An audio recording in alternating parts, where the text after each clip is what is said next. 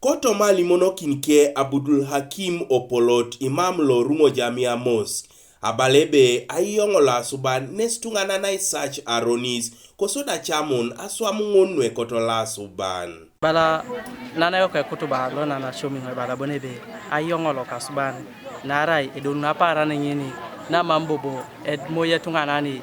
bunio ay ganga kinara bonati papa ay ganga kini koku are bonati koku ay ganga kini na chike are bonato kilen ke ganga kina beru so bala bonebe ja yonga para ni da para ni gion ja yongo riko yi jay to man kakap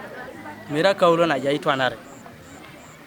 so ayonga para ni ngini ngesi ja swamunguno no ekoto Lokasuban Aisiba nesiboridio petiena balo polotebe itodi arita yongtelo asuban are dawjo Aisiba ngine rai anu ayongo Allah subhanahu wa ta'ala so ngolo nyeta kini akichpolo bonebe erate mesuita neje tungana ni ngoni be tungana ni ngoni erauni ngolo ayongiti Lokasuban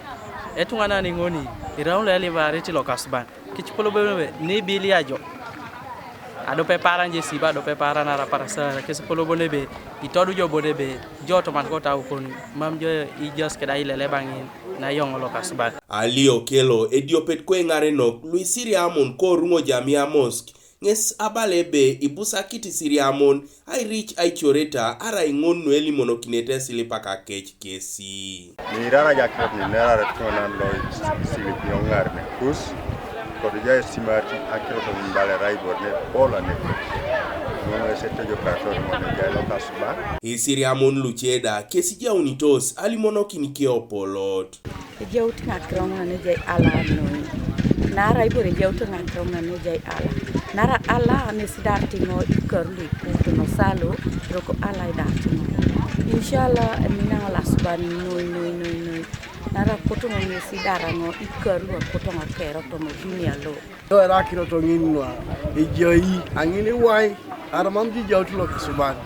dumuni be tolti jino tingu mame jokuka so koni kena suban lebi solas kere sodi ayongit nene sawaleli kada ayongit ke kona channel Isiriamun